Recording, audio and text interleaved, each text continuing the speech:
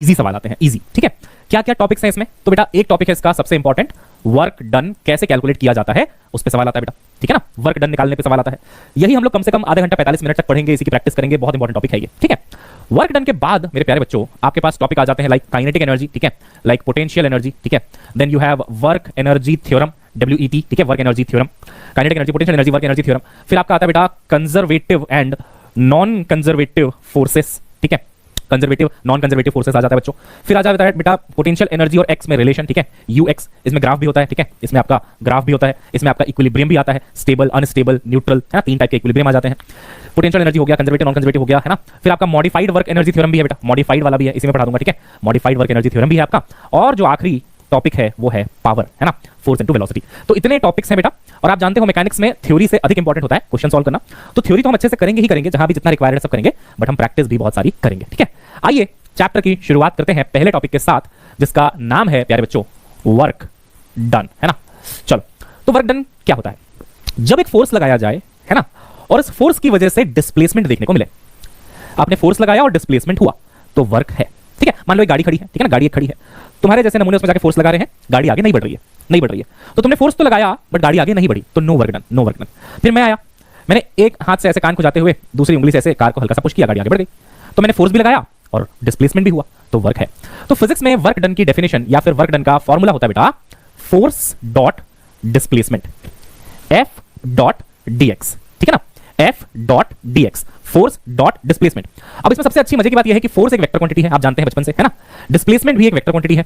तो ये वेक्टर, लेकिन जो आंसर आता है वो स्केलर होता है, यानी कि वर्क डन जो है बेटा वो एक स्केलर क्वांटिटी है, ठीक है ना। और ये जो आप यहां पे बिंदु देख रहे हैं छोटा सा, है ना, बिंदु जो आप देख रहे हैं छोटा सा, इसको बोलते हैं बेटा डॉट प्रोडक्ट, है ना, दिस इज कॉल्ड। तुमने उसमें जाके फोर्स लगा रहे हैं, गाड़ी आगे नहीं बढ़ रही है, नहीं बढ़ रही है, तो तुमने फोर्स तो लगाया बट गाड़ी आगे नहीं बढ़ी, तो no work done, no work done. फिर मैं आया, मैंने एक हाथ से ऐसे कान को जाते हुए दूसरी उंगली से ऐसे कार को हल्का सा पुश किया, गाड़ी आगे बढ़ गई, तो मैंने फोर्स भी लगाया और डिस्प्लेसमेंट भी हुआ, तो वर्क है। तो फिजिक्स में वर्क डन की डेफिनेशन या फिर वर्क डन का फॉर्मूला होता है बेटा force dot displacement, F dot dx, ठीक है ना, F dot dx, force dot displacement. अब इसमें सबसे अच्छी मजे की बात यह है कि फोर्स एक वेक्टर क्वांटिटी है, आप जानते हैं बचपन से, है ना, डिस्प्लेसमेंट भी एक वेक्टर क्वांटिटी है।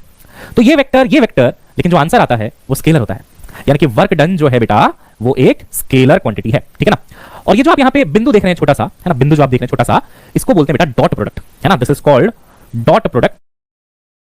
आप यहां पे बिंदु देख रहे हैं छोटा सा, है ना, बिंदु जो आप देख रहे हैं छोटा सा, इसको बोलते हैं कि वर्क डन जो है बेटा वो एक स्केलर क्वांटिटी है, ठीक है ना। और ये जो आप यहां पे बिंदु देख रहे हैं छोटा सा, है ना, बिंदु जो आप देख रहे हैं छोटा सा, इसको डॉट dx, ठीक है ना, F dot dx, force dot displacement. अब इसमें सबसे अच्छी मजे की बात यह है कि फोर्स एक वेक्टर क्वांटिटी है, आप जानते हैं बचपन से, है ना, डिस्प्लेसमेंट भी एक वेक्टर क्वांटिटी है। तो ये वेक्टर, लेकिन जो आंसर आता है वो स्केलर होता है, यानी कि वर्क डन जो है बेटा वो एक स्केलर क्वांटिटी है, ठीक है ना। और ये जो आप यहां पे बिंदु देख रहे हैं छोटा सा, है ना, बिंदु जो आप देख रहे हैं छोटा सा, इसको बोलते हैं बेटा डॉट प्रोडक्ट, है ना, this is called dot product, जो आपने पढ़ा हुआ है कहां पे बच्चों, वेक्टर में। तो डॉट प्रोडक्ट का दूसरा नाम स्केलर प्रोडक्ट भी है। अगर आप दो वेक्टर्स का डॉट प्रोडक्ट निकालते हो, देखो इसका और इसका डॉट प्रोडक्ट निकालते हो, तो जो आंसर आता है बेटा वो हमेशा स्केलर होता है, ठीक है ना। तो force is a vector, displacement is a vector, when you take the dot product the answer is scalar, done sir. और इसका फॉर्मूला देखो बेटा, इसका एक और फॉर्मूला है F dx cos theta, because dot product को ऐसे लिख सकते हैं। और थीटा क्या है प्यारे बच्चों, फोर्स और डिस्प्लेसमेंट के बीच का एंगल है बेटा, ठीक है ना। मान लो फोर्स ऐसे लग रहा है, ठीक है, और डिस्प्लेसमेंट ऐसे हो रहा है, ठीक है, dx। गांव में जाओ तो छोटे छोटे बच्चे अपना खिलौना खुद बना लेते हैं, है ना, एक बॉक्स ले लेते हैं, कार्टून का बॉक्स ले लेते हैं, उसमें रस्सी बांध देते हैं, कार्टून के बॉक्स को जमीन पर रखते हैं और रस्सी पकड़ के भागने लग जाते हैं, है ना, मजा आता है उनको वो भी करने में, वो भी फन एक्टिविटी है। तो वैसा ही कुछ देखो, है ना, बच्चे ने बॉक्स लिया, जमीन पर रखा, उसमें रस्सी बांधी, फोर्स लगा के खींच रहा है और डिस्प्लेसमेंट उसका इधर हो रहा है जमीन के अलोंग, ठीक है। तो डायरेक्ट हम फोर्स और डिस्प्लेसमेंट को मल्टीप्लाई नहीं कर सकते, अगर उनके बीच में एंगल थीटा है तो हम लिखेंगे force into displacement into cos theta, ठीक है। एक्चुअली डॉट प्रोडक्ट क्या करता है ना, फोर्स का एक कंपोनेंट ले लेता है डिस्प्लेसमेंट की दिशा में, फोर्स का कंपोनेंट ले लेता है बेटा डिस्प्लेसमेंट की दिशा में। तो ये फोर्स लग रहा है, इसका कंपोनेंट इधर कितना आएगा, यहां पे थीटा है, तो ये आएगा बेटे F cos थीटा। अब जो कंपोनेंट आया डिस्प्लेसमेंट की दिशा में, उस कंपोनेंट को डिस्प्लेसमेंट से मल्टीप्लाई कर दिया जाता है। देखो F cos थीटा कंपोनेंट आया इनटू डिस्प्लेसमेंट। तो 9th क्लास की जो एनसीईआरटी है, 9th क्लास में आपको वर्क पावर एनर्जी में से वर्क डन आपको पढ़ा दिया जाता है, और उसमें कहा जाता है कि work done is defined as product of force and displacement, force should be in the direction of displacement. ये लाइन लिखी होती है कि जो फोर्स आप मल्टीप्लाई कर रहे हैं ना डिस्प्लेसमेंट के साथ, वो डिस्प्लेसमेंट की डायरेक्शन में होना चाहिए। ऐसे ही नहीं कि ये इधर फोर्स है इधर डिस्प्लेसमेंट मल्टीप्लाई कर दिया वर्क डन आ जाएगा, नहीं आएगा। फोर्स का कंपोनेंट लेना पड़ेगा, इनटू डिस्प्लेसमेंट करना पड़ेगा। अब ये फोर्स का कंपोनेंट लेने का काम हमारे लिए डॉट प्रोडक्ट करता है। जब भी आप डॉट प्रोडक्ट निकालते हो वो एक्चुअली कंपोनेंट लेता है फिर मल्टीप्लाई करता है। ये देखो ना, F cos theta component into dx multiply हो गया, ठीक है बेटा। नोट डाउन करो, है ना। मुझे पता है कि बहुत सारे बच्चों को ये सब पता रहा होगा ऑलरेडी, बट स्टिल मेरा काम है बेटा आपको ढंग से चीजों को क्लियर करना, उसके बाद क्वेश्चंस की प्रैक्टिस कराना, है ना। तो F D x cos theta, चलिए आइए अब देखते हैं बेटा डिफरेंट केसेस, चीजों को क्लियर करना, उसके बाद क्वेश्चंस की प्रैक्टिस कराना, है ना। तो F D x cos theta, चलिए आइए अब देखते हैं बेटा different cases of work done, है ना। केसेस देखते हैं बेटा अलग अलग। मान लो बच्चों एक बॉडी ऐसे रखी हुई है ना, इसका मास m है, ठीक है बेटे। तो बच्चों बताओ तो इसका नॉर्मल किधर लगेगा? नॉर्मल देखो mg नीचे लगेगा, है ना, और नॉर्मल आपका ऊपर लगेगा, नॉर्मल आपका ऊपर लगेगा, ठीक है। मान लो मैंने यहां से इसको धक्का मारा, फोर्स F लगाया, ठीक है, और ये ब्लॉक आगे बढ़ के यहां कहीं पे पहुंच गया और ये डिस्प्लेसमेंट हुआ इसका x। क्या आप वर्क डन निकाल सकते हो? क्या आप वर्क डन निकाल सकते हो? जब बहुत सारे फोर्सेस दिखें, mg भी दिख रहा है, n भी दिख रहा है, f भी दिख रहा है, तो आपको पहले पूछना चाहिए सर वर्क डन कौन से फोर्स का चाहते हो आप, कौन से वाले फोर्स का। तो मैंने बोला अच्छा सवाल है तुम्हारा, मैं इसका वर्क डन चाहता हूं, f का वर्क डन बताओ, f का वर्क डन बताओ। तो तुमने बोला सर बहुत सिंपल है, देखो f इधर लग रहा है और डिस्प्लेसमेंट भी इधर ही हो रहा है ना, डिस्प्लेसमेंट भी इधर ही हो रहा है, तो इनके बीच का जो एंगल होगा f और x के बीच का वो जीरो हो जाएगा सर, एंगल जीरो हो जाएगा सर। तो work done bye f will be force into displacement into cos zero, because the angle is zero, cos zero होता है बेटा 1, तो आंसर आएगा fx। लेकिन ये वर्क डन इसके द्वारा किया गया है। यहीं पे अगर मैं लिख दूं बेटा कि निकालो work done by normal, normal, तो हालात बदल जाएंगे, जज्बात बदल जाएंगे, भावनाएं बदल जाएंगी। तब आप कहोगे सर नॉर्मल इधर है, x इधर है, तो यहां पे n इंटू x, लेकिन एंगल है सर 90 डिग्री। देख रहे हो, नॉर्मल इधर है, x इधर है, एंगल है बेटा 90 डिग्री, cos 90 अगर आप निकालोगे तो आंसर आएगा जीरो। तो किसी फोर्स का वर्क डन एक पर्टिकुलर वैल्यू हो सकती है, तो वहीं किसी फोर्स का वर्क डन जीरो भी हो सकता है, ठीक है बेटा। तो जो फोर्स परपेंडिकुलर लगता है डिस्प्लेसमेंट के, उसका वर्क डन हमेशा जीरो आता है। तो जब भी 90 डिग्री आप पाओगे बेटा, जब भी आप 90 डिग्री का केस पाओगे, आप कहोगे वर्क डन जीरो है, ठीक है। देखिए एक एग्जांपल आपको समझाते हैं बेटा फटाफट। देखिए एक सर्कुलर मोशन आपने कभी सुना होगा बच्चों, है ना। सर्कुलर मोशन में क्या होता है बच्चों, वेलोसिटी ऐसे होती है और एक्सेलरेशन ऐसे होता है, सेंट्रीपिटल, है ना। इनके बीच का एंगल कितना बच्चे? 90 डिग्री है सर। इनके बीच का एंगल कितना बच्चे? 90 डिग्री है सर, है ना। हाँ फॉर्मुला शीट बनवा देंगे, डोंट वरी, बनवा देंगे। अभी पढ़ा तो अभी एक ही फॉर्मुला पढ़ाया, उसका क्या शीट बनाऊंगा मैं, शीट भी समझ जाएगा कि सर क्या कर रहे हो। थोड़ा पढ़ा लो बेटा संगीता, है ना, फिर फॉर्मुला शीट बनवाऊंगा। अब देखो फोर्स इधर यानी कि एक्सेलरेशन इधर और वेलोसिटी इधर, फोर्स इधर वेलोसिटी इधर, कितना एंगल? 90 डिग्री। तो बताओ वर्क डन कितना? Zero work done. तो यहां पे एक अच्छा एग्जांपल है कि भाई इस पार्टिकल पे सेंट्रीपिटल एक्सेलरेशन कोई भी वर्क नहीं करता है। क्योंकि वर्क नहीं करता है तो उसकी स्पीड चेंज नहीं होती है, वर्क डन जीरो होगा ना, तो स्पीड चेंज नहीं होगी। तो यहां पे भी स्पीड v, यहां पे भी स्पीड v, ठीक है, यहां पे भी स्पीड v, कोई वर्क करने वाला नहीं है जो इसकी स्पीड को बढ़ा सके, ठीक है। एनीवेज तो 90 डिग्री वाला केस क्लियर है बेटा आपको, है ना, work done will be zero, ठीक है, बहुत बढ़िया। अब एक बच्चा था मेरी क्लास में, ठीक है, क्योंकि वर्क नहीं करता है तो उसकी स्पीड चेंज नहीं होती है, वर्क डन जीरो होगा ना, तो स्पीड चेंज नहीं होगी। तो यहां पे भी स्पीड v, यहां पे भी स्पीड v, ठीक है, यहां पे भी स्पीड v, कोई वर्क करने वाला नहीं है जो इसकी स्पीड को बढ़ा सके, ठीक है। एनीवेज तो 90 डिग्री वाला केस क्लियर है बेटा आपको, है ना, work done will be zero, ठीक है, बहुत बढ़िया। अब एक बच्चा था मेरी क्लास में, ठीक है, वो जा रहा था ट्रेन से वापस, पढ़ाई वाली उसकी खत्म हो गई, यहाँ सिलेबस कंप्लीट हो गया, बाकी की पढ़ाई घर से करता। तो ट्रेन से वापस जा रहा था, बहुत बड़ी उसके पास पेटी थी, बुक से भरी हुई, कुली कर लिया उसने, ठीक है, कुली कर लिया उसने। कुली ने उसका सामान उठाया, है ना, और फिर जहां से चला था वहां से प्लेटफॉर्म तक पहुंचा दिया, ठीक है ना, यहां से यहां तक मान लो पहुंचा दिया, ठीक है। तो बच्चा कहता है, जब कुली ने पैसा मांगा तो बच्चा कहता है किस बात के पैसे भैया, किस बात के पैसे? इसको उठाने के लिए तुम फोर्स इधर लगा रहे हो, ऊपर लगा रहे हो, और चल तुम इधर रहे हो, है ना, चल तुम इधर रहे हो। तो जो तुम्हारा वर्क डन है, हमको गुप्ता सर ने पढ़ाया है ना, हमको गुप्ता सर ने पढ़ाया है कि भाई फोर्स इधर, वर्क डन इधर, मतलब डिस्प्लेसमेंट इधर 90 डिग्री, तो वर्क डन जीरो। तो जब तक तुमने कोई वर्क ही नहीं किया तो किस बात के पैसे दूं? एक चप्पल नहीं पड़ी ना, एक चप्पल नहीं। फिर कुली ने बाकी कुली लोगों को बुला लिया, है ना, उनका एसोसिएशन होता है ना, तो उनका कोई एक हेड होता है, फिर उसके है ना बहुत सारे लोग होते हैं, सारे लोग आए और इस बच्चे की खूब पिटाई करी बेटा। दो लोगों ने पैर उठाया इधर से पकड़ के, दो लोगों ने उधर से हाथ उठाया, है ना, उसके बाद जूते उनके मस्त वाले थे लेदर के एकदम, है ना, देख उठाई, देख बेटा, हो सकता है इस डायरेक्शन में कोई वर्क डन ना हुआ हो, है ना, उसने कॉन्स्टेंटली ऐसे उठा रखा है और आगे बढ़ रहा है, लेकिन आगे बढ़ने के लिए भी तो फोर्स लगा रहा होगा। आप आगे कैसे बढ़ते हो? फ्रिक्शन की वजह से, है ना, आप एक एफर्ट मारते हो पीछे, फ्रिक्शन आपको आगे की तरफ ढकेलता है। तो इन फोर्सेस का वर्क डन तो हो रहा है ना, इसका वर्क डन अभी जीरो है मैं मानता हूं, लेकिन इन फोर्सेस का तो वर्क डन हो रहा है ना, तो ऐसा नहीं है कि वो वर्क नहीं कर रहा। इस ब्लॉक को देखो ध्यान से, ऐसा नहीं है कि इस ब्लॉक का वर्क डन पूरा जीरो है, अगर वो ब्लॉक आगे बढ़ा है तो एक फोर्स इधर भी लगा है, इस फोर्स का वर्क डन है। तो तुम ये नहीं बोल सकते कि देख नॉर्मल का वर्क डन जीरो है, पैसे नहीं दूंगा, ऐसे मत करना बेटा, बहुत ज्यादा कुटाई हो सकती है तुम्हारी, है ना। काम कर रहा है वो बेचारा, कुली बहुत मेहनत कर रहा है, ठीक है ना। और फिजिक्स थोड़ी सी क्रूएल है यहाँ पे, देखो मैं आपको बताता हूँ। फिजिक्स कहती है कि अगर तुम उठा के रखे हो किसी चीज को, उठा के रखे हो, है ना, और ऊपर नीचे ऐसे मूव नहीं कर रहे हो, तो डिस्प्लेसमेंट जीरो है, तो तुम्हारा वर्क डन जीरो है। लेकिन उसी फिजिक्स को बुला के बोलो कि भाई एक डंबल उठा के खड़े रहे बहुत देर तक, है ना, थक जाएगा, हाथ में दर्द हो जाएगा, दिमाग खराब हो जाएगा, है ना। लेकिन यहाँ पे वर्क डन तब तक नहीं माना जाता है जब तक डिस्प्लेसमेंट ना हो फोर्स की दिशा में, है ना। आप उठा के रखोगे आप थक जाओगे थोड़ी देर में, लेकिन वर्क डन जीरो माना जाएगा, आपने वर्क डन नहीं किया, है ना, डिस्प्लेसमेंट होना जरूरी है, ठीक है। चलो ये हो गया बेटा जीरो वर्क डन का केस, ठीक है ना, 90 डिग्री में जीरो वर्क डन होता है। देखो भाई अगर एक्यूट एंगल बनेगा, अगर एक्यूट एंगल बनेगा, एक्यूट एंगल मतलब 90 से छोटा, एक्यूट एंगल मतलब 90 से छोटा, तो बेटे वर्क डन पॉजिटिव होता है। ऐसा कैसे सर? देखो बेटा वर्क डन बराबर F x cos theta, acute angle मतलब 90 से छोटा, ये 90 ये 0 है ना, ये आपका 180 ये 270, 90 से छोटा मतलब फर्स्ट क्वाड्रेंट में ऑल फंक्शंस आर पॉजिटिव, चाहे वो साइन हो, कॉस हो, टैन हो, कुछ भी हो, सब कुछ पॉजिटिव होता है, इसलिए कॉस थीटा भी पॉजिटिव होगा। अगर ये पॉजिटिव होगा तो वर्क डन भी पॉजिटिव होगा। तो याद रखिए अगर फोर्स और डिस्प्लेसमेंट के बीच में बनने वाला एंगल छोटा है 90 से छोटा है तो वर्क डन इज पॉजिटिव, ठीक है। वहीं पे अगर मैं कहूं बेटा कि ऑब्ट्यूज एंगल बन रहा है, ठीक है, मान लो आपका डिस्प्लेसमेंट इधर हो रहा है dx और फोर्स इधर कहीं लगा हुआ है, ठीक है ना, तो ये एंगल हो गया बेटा आपका ग्रेटर देन 90, ठीक है, ऑब्ट्यूज एंगल। अब जो वर्क डन होगा बच्चों वो होगा नेगेटिव, ठीक है। कैसे नेगेटिव हो जाएगा सर? देखो 90 से ज्यादा 180 से कम है ना, ये 90 हो गया, ये 180 हो गया बेटा। सेकंड क्वाड्रेंट आया, ट्रिग्नोमेट्री जानते हो ना, सेकंड क्वाड्रेंट आया बेटा, हाँ सर। तो हम कहते हैं ऐड शुगर टू कॉफी, यानी कि यहाँ पे ऑल पॉजिटिव, यहाँ पे साइन पॉजिटिव, यहाँ पे टैन पॉजिटिव, यहाँ पे कॉस पॉजिटिव, यहाँ पे सिर्फ साइन और कॉसेक पॉजिटिव होंगे, कॉस तो नेगेटिव हो जाएगा, सेकंड क्वाड्रेंट है ना, तो इसलिए हम कह रहे हैं कॉस नेगेटिव। और जब ये कॉस थीटा नेगेटिव तो work done will be negative, ठीक है बेटा। तो लिख लो अगर एंगल 90 तो वर्क डन 0, वर्क डन 0। अगर एंगल लेस देन 90 तो वर्क डन पॉजिटिव, और अगर एंगल ग्रेटर देन 90 तो वर्क डन नेगेटिव, ठीक है बेटा। चलो ये तीनों चीजें लिख लो, these are the 3 different cases, ठीक है। आगे बढ़े, चलिए सर आगे बढ़ते हैं सर। फोर्स गिवन है, displaces a particle with displacement इतना, कैलकुलेट वर्क डन। हमें तो वेक्टर ने लूटा, वर्क डन में कहां दम था? हमारी कश्ती वहां डूबी जहां वर्क डन कम था, वेक्टर ज्यादा था। देख बेटा तेरे को डॉट प्रोडक्ट लेना है, डॉट प्रोडक्ट में याद रखो कि इंटरकास्ट मैरिज अलाउड नहीं होती है। 0 आ रहा है, चलो जो भी है। देख बेटा तेरे को डॉट प्रोडक्ट लेना है, डॉट प्रोडक्ट में याद रखो कि इंटरकास्ट मैरिज अलाउड नहीं होती है। 0 आ रहा है, चलो जो भी है।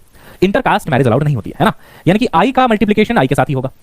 और बेटे आई डॉट आई करोगे 1 हो जाएगा, ठीक है, जे डॉट जे करोगे 1 हो जाएगा, के डॉट के करोगे 1 हो जाएगा, बाकी सब 0 होते हैं, ठीक है। तो देखो यहाँ पे 2, यहाँ पे 3, 2 3 जा 6, आई डॉट आई 1 हो गया, ठीक है। अब देखो जे का जे के साथ होगा, यहाँ पे 1 है, यहाँ पे 2 है, तो आप लिखेंगे माइनस 1 2 जा 2, जे डॉट जे 1 हो गया बेटे। यहाँ पे देखो 4 है, यहाँ पे देखो माइनस 1 है, तो माइनस 4 1 जा 4, के डॉट के 1 हो गया, तो 4 और 2 6, माइनस 6 है ना, 0 आंसर आ जाएगा आपका। तो intercaste marriage is not allowed, I को आई से मल्टीप्लाई करो, जे को जे से करो, के को के से करो, ठीक है बेटा, डन। इस टाइप के क्वेश्चन में कोई तकलीफ नहीं ना, नहीं ना, चलो डन है सर, ठीक है सर, ये सब तो आसान लग रहा है सर, हमें कोई दिक्कत नहीं है इसमें, हमें है ना। Body of mass M displaced from point, अच्छा इसमें आप देखो वेक्टर गिवन नहीं है, इसमें पॉइंट्स गिवन है ना। बोल रहा है पॉइंट ए ये रहा, बोलता है पॉइंट बी ये रहा, under the effect of a force, force ये रहा, कैलकुलेट वर्क डन। देखो बेटा इसको बोलते हैं हम लोग पोजीशन वेक्टर। देखिएगा ध्यान से सुनिएगा, इधर हो गया आपका x कोऑर्डिनेट है ना, इधर हो गया आपका y कोऑर्डिनेट। पहला पॉइंट है 3,1,2, लोकेट कर दो कहीं पे है ना, मान लो ये है 3,1,2, ठीक है। दूसरा पॉइंट है 4,3,3, तो मान लो यहाँ कहीं पे आ रहा है 4,3,3। तो हम क्या करेंगे, इसका पीवी लिखेंगे, यानी कि पोजीशन वेक्टर लिखेंगे। सर पोजीशन वेक्टर क्या होता है सर? देखो बेटा x में 4 है ना, तो पोजीशन वेक्टर आएगा 4i, ठीक है, x का मतलब i हो गया, प्लस 3j प्लस 3k, ये इसका बन गया पीवी, बोले तो पोजीशन वेक्टर।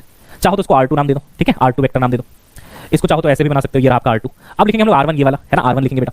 तो जब आप R1 लिखोगे पहले वाले पॉइंट R1 वेक्टर, ये हो गया R2 वेक्टर। अब मुझे 2 और 1 के बीच का डिस्प्लेसमेंट चाहिए, है ना, 2 और 1 के बीच का, यानी कि ये तो देखो ओरिजिन से है, ओरिजिन से R2, ये भी देखो ओरिजिन से R1। अब मुझे R1 और R2 के बीच का डिस्प्लेसमेंट चाहिए, this is called R vector. और बेटे R vector is the displacement vector, और उसका फॉर्मूला होता है R2 - R1, है ना। तो R वेक्टर बराबर R2 vector minus R1 vector. घटाओ घटाओ घटाओ घटाओ, है ना, यहाँ पे 4, यहाँ पे 3, कितना आया I, है ना, प्लस यहाँ पे 3, यहाँ पे 1, कितना है बेटा 2j, यहाँ पे 3k, यहाँ पे 2k, कितना है बेटा ओनली k, ये बन गया आपका डिस्प्लेसमेंट वेक्टर। तो इस क्वेश्चन में डिस्प्लेसमेंट वेक्टर डायरेक्टली गिवन नहीं है, डिस्प्लेसमेंट वेक्टर हमें निकालना है, ठीक है। अब आ गया डिस्प्लेसमेंट, अब फोर्स डॉट डिस्प्लेसमेंट कर दो, ठीक है। तो ये फोर्स है और ये डिस्प्लेसमेंट है, तो देखो 3 1 जा 3 प्लस 2 2 जा 4 प्लस 4 1 जा 4, 4 4 8 और 3 11, 11 जूल इज आंसर।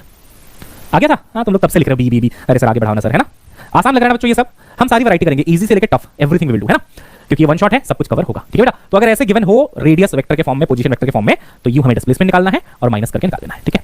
एनएलएम का पीडीएफ जो भी सेशन होता है उसके चैट में, उसके डिस्क्रिप्शन में उसका पीडीएफ बच्चों डाल दिया जाता है, ठीक है। अब बच्चों next topic, work done by variable forces, है ना, डिस्क्रिप्शन में उसका पीडीएफ बच्चों डाल दिया जाता है, ठीक है। अब बच्चों next topic, work done by variable forces, है ना, वेरिएबल फोर्सेस का वर्क डन। बहुत सिंपल सी बात है, बिल्कुल डरने की आवश्यकता नहीं है। वर्क डन को हम लिखते हैं बेटा एफ डी एक्स, राइट। अगर फोर्स वेरिएबल है तो उसको इंटीग्रेट करना पड़ेगा, खत्म हो गई बात। अगर फोर्स वेरिएबल है इंटीग्रेट कर दो आप, ठीक है। तो मान लीजिए एक एग्जांपल यहां पे कर लेते हैं, मान लीजिए बोलता है कि फोर्स बराबर है 2x, ठीक है। वर्क डन निकालो x बराबर 0 से x बराबर 2 तक, x बराबर 0 से x बराबर 2 तक। तो मैं क्या करूंगा, मैं लिखूंगा वर्क डन बराबर, इसको dw लिख लो तो w बन जाएगा, इंटीग्रेशन f के जगह पे लिखेंगे बेटा 2x, यहां पे आ जाएगा dx, ठीक है। लिमिट आ जाएगी बेटा 0 से 2, है ना।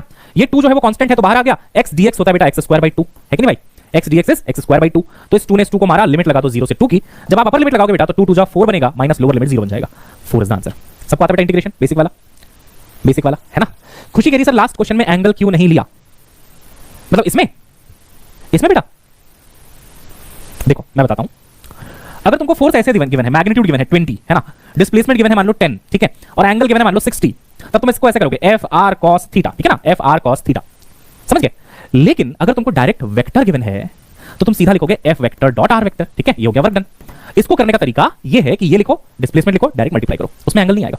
एफ डॉट आर को जब आप ओपन करोगे तब एंगल आएगा, है ना, एफ आर कॉस थीटा।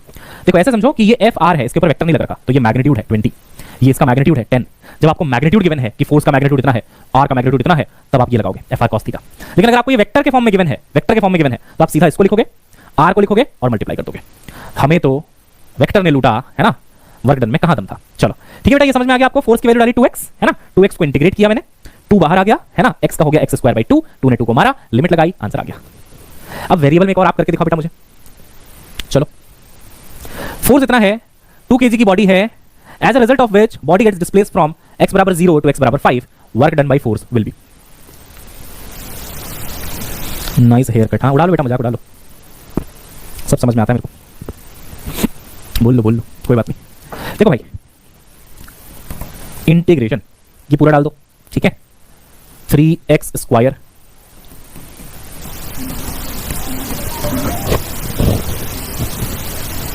ठीक है, ऐसे लिख लो, है ना, 3x² + 2x - 7 dx। डन बेटा। अब लिमिट कहां से कहां बेटा, देखो 0 से 5, तो यहां पे 0 और यहां पे 5 डाल दो, ठीक है ना, 0 डाल दो और ऊपर 5 डाल दो, तो वेरिएबल फोर्स में सीधा उठा के आपको इंटीग्रेट कर देना है ना। अब देखना, ये 3 बाहर आएगा, x² का इंटीग्रेशन होगा x³ / 3, मान गए? हाँ सर। 2x का इंटीग्रेशन होगा, 2 बाहर आएगा, x की पावर में 1 है तो ये बन जाएगा x²/2, x²/2, और -7 का हो जाएगा 7 × x, 0 से लेके 5, 0 से लेके 5, है ना। ये 3 कैंसिल, ठीक है सर, ये 2 कैंसिल, ठीक है सर। अब लिमिट लगाओ, है ना, एक बार इस पूरे में आप 5 डाल दो, यहां पे भी 5 डाल दो, यहां पे भी x की जगह 5, यहां पे भी x की जगह पे 5, तो देखो आपको क्या मिलेगा, यहां मिलेगा 5 × 5 = 25, 25 5 × 125, तो x³ यानी कि 5³ 125, है ना, 125 प्लस 5 5 × 25, ओके सर, माइनस 7 × 5 35, है ना, 35। ये तब मिला जब आपने लिमिट में 5 लगाया। अब तरीका ये कहता है कि आप माइनस करो, आप पूरे में 0 लगा दो, तो यहां भी 0 हो जाएगा, यहां भी 0 हो जाएगा और यहां भी 0 हो जाएगा, तो ये पूरा का पूरा आपका 0 हो जाएगा। सॉल्व करोगे तो ये हो गया 150 - 35 115, ठीक है, दिस इज योर आंसर। तो बेटा वर्क डन का कैलकुलेशन इज सुपर इजी। मैं सारे केसेस एक बार अब लिखना शुरू कर देता हूं, एक फॉर्मूला नोट्स बन जाएगा, ठीक है। देखो पहला वर्क डन बराबर आप लिखेंगे f × dx × cos थीटा, है ना, ये मैग्नीट्यूड है, ये भी मैग्नीट्यूड है, किसी बच्चे ने पूछा था अभी थोड़ी देर पहले, इसलिए बता रहा हूं। मैग्नीट्यूड यानी जैसे कि 5 10, है ना, मैग्नीट्यूड अगर गिवन है तो ऐसे करेंगे। दूसरा, अगर डायरेक्टली f वेक्टर गिवन है बेटा, है ना, 3i 2i 5j ऐसे करके, तो सीधा सीधा आप डॉट प्रोडक्ट ले लो r वेक्टर के साथ, और डॉट प्रोडक्ट लेना आपको आता है ना, 3i 2i जो भी है गिवन है, इन दोनों का आप डॉट प्रोडक्ट ले लो बेटा, ठीक। अच्छा, तीसरा बेटा वेरिएबल फोर्स, है ना, जब आपको जो है वेरिएबल फोर्स गिवन हो तो वर्क डन हो जाएगा इंटीग्रेशन f dx और इंटीग्रेट कर दो, ठीक है, फोर्स का वैल्यू डाल दो और इंटीग्रेट कर दो, ठीक है। एक चीज और सुनो बच्चों, अगर एक ग्राफ बनाया जाए फोर्स का और x का, ठीक है, अगर एक ग्राफ बनाया जाए फोर्स का और x का, तो बताओ तो बेटा f dx क्या देगा, एरिया, है ना, y dx, तो area will be given by f dx, और एरिया वर्क डन भी बता रहा है ना, देखो f dx आपको वर्क डन भी बता रहा है, तो fx ग्राफ का एरिया आपको वर्क डन देता है। इतने सारे अलग अलग तरीके हैं बेटा वर्क डन निकालने के, इतने सारे एंगल है, और अगर 180 डिग्री का एंगल है बेटा तो माइनस साइन आएगा ही आएगा, है ना भाई, माइनस साइन आएगा ही आएगा, ठीक है। अगला क्वेश्चन में किया बेटा फ्रिक्शन वाला, इसमें दो कांसेप्ट है, एक तो लॉज ऑफ मोशन का कांसेप्ट है कि भाई नॉर्मल फोर्स कैसे निकालें, है ना, तो नॉर्मल निकालने के लिए हमने क्या किया, mg और f sin थीटा को जोड़ा, इसका कंपोनेंट लेके जोड़ दिया, n आ गया, उसके बाद फोर्स इनटू डिस्प्लेसमेंट किया, और यहां पे भी डायरेक्शन का ध्यान रखना है कि भाई डिस्प्लेसमेंट आगे है ना, और फ्रिक्शन पीछे लगता है हमेशा, तो दोनों के बीच में अगेन 180 डिग्री का एंगल है तो माइनस साइन आएगा, 180 डिग्री एंगल में तो माइनस साइन आएगा, ठीक है। फिर हमने एरिया वाला क्वेश्चन आपको होमवर्क दिया हुआ है, और फिर हमने एक ये क्वेश्चन आपको अभी भी कराया जो वेरिएबल फोर्स के ऊपर था लेकिन एंगल भी गिवन था, ठीक है ना, तो चुपचाप एंगल को मल्टीप्लाई कर देना है cos 60 के साथ। अगर ये 9 के 9 प्रॉब्लम क्लियर हुए हैं तो आपको 8 9 वैरायटी क्लियर हो गई है, एक बार जल्दी से दिल बना दो बेटा, फिर मैं आगे बढ़ता हूं, कम ऑन। sin 60 क्यों नहीं लिया, ये सवाल तुम थोड़ा लेट नहीं पूछ रहे हो, क्या फॉर्मूला था बेटा वर्क डन का, क्या फॉर्मूला बताया बेटा वर्क डन का, f dot dx cos theta, dot product में cos थीटा आता है, क्रॉस प्रोडक्ट होता तो sin थीटा लिखते, है ना, ये तो डॉट प्रोडक्ट है, और ये भी समझाया था कि डॉट का मतलब ये पहले इधर कंपोनेंट लेगा डिस्प्लेसमेंट की दिशा में फिर मल्टीप्लाई कर देगा, तो work done is a result of dot product between force and displacement, cos theta ही आता है उसमें, है ना। हमें तो वेक्टर ने लूटा। कोई बच्चा बोल रहा है या बोल रही है ना कि सर डिफरेंशिएशन में प्रॉब्लम है, हाँ बेटा मैंने डिसाइड किया है कि मैं आपका एक दिन बेसिक मैथमेटिक्स और वेक्टर्स का वन शॉट लूंगा, है ना, अगेन वही 4-5 घंटे का session and I will cover everything, ठीक है। चलो आओ और क्वेश्चंस करते हैं बेटा। Work done against gravity in taking 10 kg mass at 1 metre height in 1 second, ठीक है। ये देखो बेटा ऐसे ग्राउंड है, मान लो 10 kg का मास रखा हुआ है, ठीक है ना, 10 kg का मास रखा हुआ है, और इसको उठा के लेके जाना बेटा 1 मीटर तक अगेंस्ट ग्रेविटी, है ना। अच्छा ग्रेविटी क्या कह रही है, ग्रेविटी कह रही है कि नीचे ही रहो, कितना फोर्स लगा रही है बेटा ग्रेविटी, कितना फोर्स लगा रही है बेटा ग्रेविटी, m into g, है ना, m हो गया आपका 10 और g हो गया 9.8, तो ये हो गया आपका 98 न्यूटन, ये ग्रेविटी का फोर्स है। अगर मुझे इसे धीरे धीरे ऊपर ले जाना है तो मुझे ऊपर भी 98 न्यूटन लगाना पड़ेगा बेटा, ऊपर भी कितना लगाना पड़ेगा 98 न्यूटन, तभी तो बिना एक्सेलरेशन के धीरे धीरे ऊपर जाएगा ये, है ना। तो अगर एक्सेलरेशन दिया होता तो हम पहले निकालते कि इतना एक्सेलरेशन, इतना फोर्स कितना लगाना पड़ेगा। एक्सेलरेशन नहीं गिवन है तो नीचे में 98 ऊपर में 98। अब 98 लगा के 1 मीटर का डिस्प्लेसमेंट कराओगे तो वर्क डन कितना होगा? फोर्स हो गया 98, डिस्प्लेसमेंट हो गया 1, तो 98 है ना। एंगल देखो 0 है, हमने इधर लगाया, डिस्प्लेसमेंट इधर ही हुआ 0 है, तो यहां पे आएगा cos 0, cos 0 होता है 1, ठीक है बेटा, cos 0 होता है 1, तो 98 आंसर आ गया, ठीक है ना। Force into displacement. अब देखो अंग्रेजी सिखाता हूं मैं तुमको थोड़ा। यहां लिखा था work done against gravity. Gravity के अगेंस्ट कौन जा रहा है? कोई चीज रखी हुई है ग्रेविटी की वजह से, इसमें उठा रहा हूं तो मैं ग्रेविटी के अगेंस्ट काम कर रहा हूं, है ना। अगर यहीं पे लिख देता work done by gravity, work done by gravity, कि ग्रेविटी ने कितना वर्क किया, है ना बेटा, ग्रेविटी ने कितना वर्क किया, तो हम ये वाला फोर्स कंसीडर नहीं करते, ये तो मैंने लगाया उठाने के लिए अगेंस्ट ग्रेविटी। बाय ग्रेविटी अगर निकालना है तो ग्रेविटी ने तो ये लगाया है नीचे की तरफ, नीचे की तरफ, है ना। तो ग्रेविटी का फोर्स नीचे और डिस्प्लेसमेंट ऊपर, तो आंसर आता 98 into 1 into cos 180, angle is opposite, है ना। ग्रेविटी इधर लगा रही है, डिस्प्लेसमेंट ऊपर हो रहा है बेटा, तो आंसर आता -98, यानी कि ग्रेविटी के ऊपर वर्क हो गया, नेगेटिव वर्क हो गया वो, है ना। ग्रेविटी खींचती रहेगी कि नहीं नहीं नीचे ही हो, नीचे ही हो, बट हम ऊपर ले गए उसको, है ना, तो -98। तो ये वर्ड्स का खेल है। अगेंस्ट ग्रेविटी बोला है तो वर्क डन अगेंस्ट ग्रेविटी ऊपर लग रहा है ना, ऊपर लगा रहे हैं force against gravity. By gravity बोलेगा तो ग्रेविटी तो नीचे लगा रही है, तो ग्रेविटी ने जो वर्क डन किया वो दिस इनटू दिस, और ग्रेविटी के अगेंस्ट जो वर्क डन किया गया वो दिस इनटू दिस। तो थोड़ा सा अंग्रेजी को समझना है ना, इसका मतलब समझो, क्योंकि अंग्रेजी में वो खेल सकता है आपके साथ, है बेटा।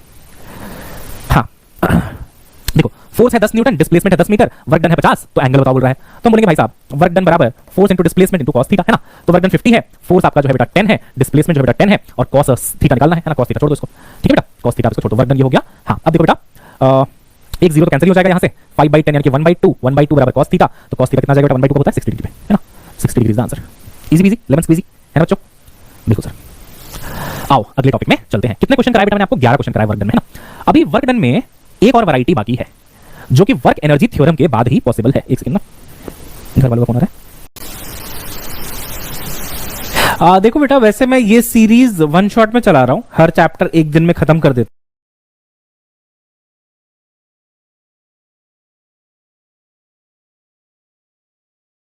हूं, बट ये चैप्टर मुझे 2 दिन में लेना पड़ेगा because of some family medical issues, है ना, मैंने आपको बताया था थोड़ी देर पहले। तो इसका एक पार्ट अभी ले रहा हूं मैं, अभी थोड़ा छोटा क्लास रखूंगा आज, ठीक है। और अगला पार्ट बेटा कल सुबह सुबह आ जाएगा, ठीक है ना। तो कल सुबह सुबह या तो आप लाइव देख लीजिएगा 9 बजे, या फिर आप रिकॉर्डिंग देख लीजिएगा, जैसा भी होगा। अभी मैं ले रहा हूं सेशन, छोड़ नहीं रहा हूं आपको, बट थोड़ी देर में मुझे निकलना पड़ेगा, है ना। तो इसको मैं अभी जितना ले पाऊंगा ले लूंगा, बचा हुआ पोर्शन बेटा इसी चैप्टर का कल सुबह 9 बजे लूंगा, ठीक है ना। वैसे मैं एक पार्ट में लेने में ज्यादा बिलीव करता हूं, ताकि आप एक बार और पूरा खत्म करो। ये सीरीज वैसे ही बन रही है, बट आज शायद मुझे बीच में जाना पड़ सकता है, ठीक है। चलो एनीवेज ये वाला क्वेश्चन करते हैं, ये हो गया ना 60 डिग्री आ गया बेटा। अब देखो बेटा, वर्क एनर्जी थ्योरम, इसको प्यार से बोलते हैं WET, वेट, ठीक है, गीला। वर्क एनर्जी थ्योरम कहता है, क्या कहता है सुनो, कि अगर आप किसी बॉडी पे किया गया टोटल वर्क डन निकालोगे। अब इस टोटल वर्क डन की भी अलग कहानी है, बोलता है conservative work done plus non conservative work done, वो मैं आपको थोड़ी देर बाद बताऊंगा क्या होता है। अभी के लिए आप मान लो टोटल वर्क डन, ठीक है ना। अगर किसी बॉडी पे किया गया टोटल वर्क डन, सभी फोर्सेस की वजह से जो वर्क डन हो रहा है, अगर उसका टोटल निकाला जाए तो ये चेंज इन काइनेटिक एनर्जी के बराबर होता है। थ्योरम है, इसका कोई प्रूफ नहीं है, इसको याद रखना है। Total work done on a body is equal to change in its kinetic energy, ठीक है, ठीक है ना। वो समझ क्या भाई, मैं मम्मी 2 बजे निकले, 2 बजे तक लेता हूं क्लास, है ना, 2 बजे क्लास होगी, ठीक है। फिर आप आराम से लंच करना, आज का तैयार रखेंगे, 2 बजे तक बैठो अभी आप।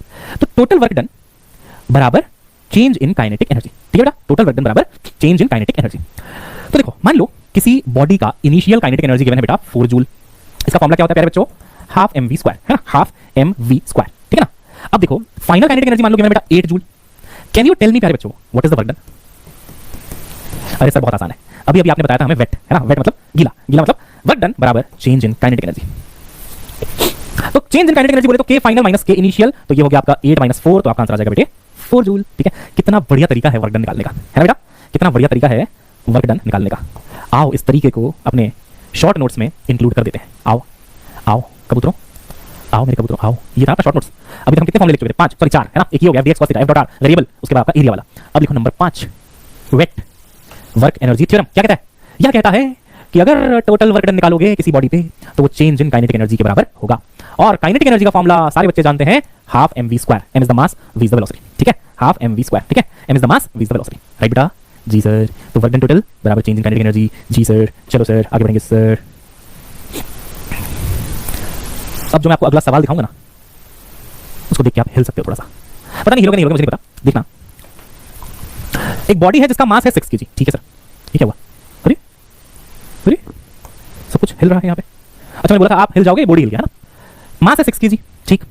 यार डिस्प्लेसमेंट का रिलेशन टाइम के साथ गिवन है, हाँ, t²/4। बोलता है वर्क डन निकालो 2 सेकंड में, पहले 2 सेकंड में, मतलब t बराबर 0 से t बराबर 2 तक। अब आप बोलोगे सर आपने वर्क डन के जितने भी फॉर्मूले अभी तक पढ़ाए हैं कोई सा एप्लीकेबल नहीं है सर। फोर्स इनटू डिस्प्लेसमेंट पढ़ाया सर आपने, फोर्स कहां है ना, बहुत दिक्कत में आ जाओगे आप। पहले फोर्स निकालना चाहोगे अगर तो इसको डिफरेंशिएट करके वेलोसिटी आएगी, फिर एक्सेलरेशन आएगा, मास इंटू एक्सेलरेशन करके फोर्स आएगा, फोर्स इनटू डिस्प्लेसमेंट, बहुत लंबा चौड़ा प्रोसेस है वो।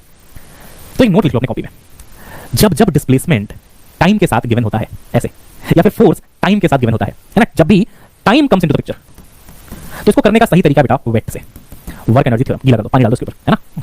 जैसे ही तुमको टाइम दिखा वेट से तुरंत आंसर आएगा। तुम बोलोगे सर कैसे करके बताना जरा वेट से इसको। देखो वर्क एनर्जी थ्योरम कहता है कि भाई वर्क डन बराबर चेंज इन काइनेटिक एनर्जी। ठीक है सर, इसको साइड में रखते हैं अभी, है ना, इसको साइड में रखते हैं अभी। देखो डिस्प्लेसमेंट है t²/4, इससे वेलोसिटी निकाल लो। कैसे निकलेगा वेलोसिटी, कैसे निकलेगा डिफरेंशिएट करके, है ना। तो वेलोसिटी बराबर ds/dt, ठीक है बेटा।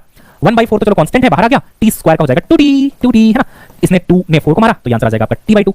अब सुनना बेटा, तेरे पास वेलोसिटी है, तेरे पास मास है, क्या तू काइनेटिक एनर्जी नहीं निकाल सकता? अरे हाँ से निकाल सकता हूँ। मेरे पास वेलोसिटी है, मेरे पास मास है, हाफ mv² से काइनेटिक एनर्जी आ जाएगा, फाइनल वाला भी आ जाएगा, इनिशियल वाला भी आ जाएगा। तो जब काइनेटिक एनर्जी का चेंज आ जाएगा तो वर्क डन वही तो होता है, चेंज इन काइनेटिक एनर्जी। ओहो, तो जब इस धरती पे आप पाएं कि भाई टाइम का फंक्शन गिवन है और वर्क डन पूछ रहा है, एक बाल्टी पानी ठंडा ठंडा उसके ऊपर डालो, उसको वेट कर दो। वेट कर दो मतलब वर्क एनर्जी थ्योरम लगा दो बेटा। ठीक है, अब देखो इसका आंसर देखो क्या होगा। अब मैं यहां से निकालूंगा बेटा final kinetic energy which will be half mv final का स्क्वायर, है ना। अब देखो वेलोसिटी का इक्वेशन बेटा t/2, है ना। फाइनल टाइम है 2 सेकंड, 2 सेकंड। तो जब मैं यहां पे 2 सेकंड डालूंगा तो वेलोसिटी कितनी आएगी 2/2 यानी कि 1 मीटर पर सेकंड, है ना। स्क्वायर क्यों लिख रहा हूं मैं, 1 मीटर पर सेकंड, देखो ना, 2 डालोगे 2/2 1, है ना, 1 आ गया। तो kinetic energy final will be half, mass is 6, है ना, और v फाइनल यानी कि 1 का स्क्वायर बोले तो 1, तो ये आ जाएगा बेटा आपका 3 जूल, 3 जूल। ठीक है, इनिशियल काइनेटिक एनर्जी कितनी पता है, इनिशियल टाइम है 0, यहां 0 डालोगे तो वेलोसिटी विल बी 0, और अगर वेलोसिटी इज 0 तो kinetic energy also will be 0। तो अगर काइनेटिक एनर्जी 0 तो इनिशियल 0। अब देखो बेटा वर्क डन क्या बोलता है, k final minus k initial बोलता है, फाइनल कितना है 3, इनिशियल कितना है 0, 3 जूल आंसर आ गया। ओहो भाई मैं कर रहा हूं सॉल्व तो शायद तुमको लंबा लग रहा होगा, लेकिन लिटरली ये क्वेश्चन ओरली होने लायक है। ऐसे सोचते सोचते हो जाएगा, t²/4 तो आ जाएगा 2t/4 यानी कि t/2, t में 2 डालेंगे 2/2 1, है ना। वेलोसिटी आ गई 1, हाफ mv² कर दो 3 जूल, आंसर आ गया। तो जब टाइम दिखेगा इक्वेशन में तो एक बाल्टी पानी लाके डालो, वेट कर दो और वेट लगा के सॉल्व कर दो, है ना बेटा। जी सर कर देंगे सर। अच्छा ये वाला ट्राई करो बेटा, ये क्या है इसमें, फोर्स गिवन है, डिस्प्लेसमेंट गिवन है, वर्क निकालो। देखो i का i के साथ होगा तो देखो i है 5, यहाँ पे i है 6, 6 5 30, है ना। j का j के साथ होगा, यहाँ पे 4 है, यहाँ पे -5 बेटा, तो 5 × 4 20। k यहाँ पे है ही नहीं, यहाँ पे k है तो यहाँ पे 3, यहाँ पे 0, 3 × 0 0, k वाला लेने की जरूरत है नहीं, है ना। 10 आ गया आंसर, ठीक है ना, 10 आ जाएगा आंसर, है ना। कोई दिक्कत कोई परेशानी नहीं है ना? हाँ नहीं है सर, कोई दिक्कत नहीं है sir. A force acting on an object varies with distance as shown. Work done by the force in moving the object from 0 to 6. Again graph का क्वेश्चन है, खाली एरिया निकालना है ना। तो इसको आप ट्रेपेजियम कह सकते हो, है ना। ये पैरेलल साइड हो गया, ये दूसरा पैरेलल साइड हो गया। एक तरीका तो ये भी बेटा कि आप रेक्टेंगल का निकाल लो, एक्चुअली स्क्वायर है वो, है ना, 3 और 3, ट्रायंगल का निकाल लो, एक तरीका वो भी है, वैसे ही कर लो चाहो तो। या फिर ट्रेपेजियम का फॉर्मूला होता है सम ऑफ टू पैरेलल साइड्स, है ना। तो ये 6 ये 3, तो 6 और 3 9 मल्टीप्लाइड बाय हाइट, ये हो गया आपका हाइट कितना हो गया बेटा 3 divided by 2, 9 18 sorry 9 27, 27/2 13.5 is answer, है ना। सम ऑफ टू पैरेलल साइड्स, ये देखो 6 ये देखो 3, ये दोनों पैरेलल ग्रीन वाले, है ना, दोनों को जोड़ा इनटू हाइट, ये हाइट है multiplied by sorry divided by 2, ठीक है 13.5। या फिर ये देखो स्क्वायर 3 3 जाएगा 9 हो जाएगा, plus half into base into height, triangle कर लेना, है ना, आ जाएगा answer. A stone of mass m is tied to a string of length L, है ना, at one end by holding the second end, it is whirled into a horizontal circle, work done will be। horizontal circle में ऐसे घुमा रहे, है ना। तो velocity इधर, एक्सेलरेशन इधर, है ना, वेलोसिटी इधर, एक्सेलरेशन इधर। आपको बताना है वर्क डन कितना होगा, 0 पढ़ाया था मैंने आपको, है ना बेटा, 0। सर्कुलर मोशन में वेलोसिटी और एक्सेलरेशन कैसे होते हैं, 90 डिग्री पे, ठीक है ना, 90 डिग्री पे होते हैं सर, ठीक है सर। पक चिक पक राजा बाबू, चल गया तेरा जादू, ना रहा दिल पे काबू, क्या कर गई हसीना। इनिशियल आर, फाइनल आर और एफ गिवन है, कैसे करेंगे, आर निकाल लो पहले, फाइनल में से इनिशियल कर लो, 4 - 3 1 आई, है ना, j - 2j 1 - 2 यानी कि ये हो जाएगा आपका -1j, 3 - 6 माइनस यानी कि जुड़ जाएंगे। अरे मैं फोर्स के साथ क्यों कर रहा हूं यार, हे भगवान। देखो इसको इससे घटाना है, मैं गलती से इसको इससे घटा रहा था, आर आर को तो घटाओगे ना, देखो आर आर हो जाएगा, 14 - 3 करेंगे तो 11 आई, प्लस 13 - 2 करेंगे तो 11j, माइनस 9 है ना, यहाँ पे -9 और माइनस यहाँ पे है -6, -6 तो ये हो जाएगा -9 + 6, है ना बेटा, -9 + 6 तो कितना जाएगा -3 के। अब ले लेना यार डॉट प्रोडक्ट, आ जाएगा यार आंसर, कौन सी बड़ी बात है ना, करवा ही दिया ये सब तो मैंने आपको। तो 46 जूल अगर आपका आ रहा है तो बहुत बहुत आपको बधाइयां। देख बेटा क्वेश्चन आया जिसमें आपको फोर्स गिवन है, मतलब force act on 30 gram particle बोल रहा है, such of position of the particle function of time. जैसे ही टाइम आया क्या करना है, वेट कर देना है। टाइम आया, अपना टाइम आएगा, वेट कर दो इसको, ठीक है। अच्छा तो वेट कहता है कि W बराबर चेंज इन काइनेटिक एनर्जी, यानी कि W बराबर final kinetic energy minus initial kinetic energy. अब मेरे को डिस्प्लेसमेंट गिवन है बच्चों, डिस्प्लेसमेंट को अगर मैं डिफरेंशिएट करूंगा तो वेलोसिटी आएगा, यहाँ बचेगा 3, यहाँ बचेगा -t² का 2t बच्चों, ये हो जाएगा 8t और t³ विल बी 3t² बच्चों, 3t², ठीक है। अच्छा अब क्या करेंगे, देखो ये तो वेलोसिटी आ गया बेटा, एक बार डिफरेंशिएट करके ये 3 ये हो गया, सही है ना, 2t का 8t सही है और ये 3t²। हाँ अब बोल रहा work done during the first 4 second, तो जब मैं इसमें t बराबर 4 डालूंगा तो फाइनल वेलोसिटी आएगी 3 माइनस 8 × 4 32 प्लस 3t² यानी 4 चौक 16, 16 48, हिंदी में कर रहा हूं कैलकुलेशन, है ना, 48। तो 48 - 32 कितना हो जाएगा, 16 16, हाँ 16 + 3 कितना हो जाएगा 19, हाँ फाइनल वेलोसिटी 19 मीटर पर सेकंड, ठीक है बेटा, 4 डाल दिया 19 आ गया। अब इनिशियल के लिए क्या डालूंगा, 0 डालूंगा, जब मैं 0 डालूंगा तो ये 0 नहीं, ये 0 क्यों होगा, यहाँ डालना है ना 0, ये 3 ये 0 ये 0 तो 3 मीटर पर सेकंड, 3 मीटर पर सेकंड होगी, यस। अब क्या करना बेटा, हाँ अच्छा एक बात बताओ, तुम लोगों को स्क्वायर कहाँ तक याद है, स्क्वायर कहां तक याद है बेटा? 19 का स्क्वायर याद है तुमको?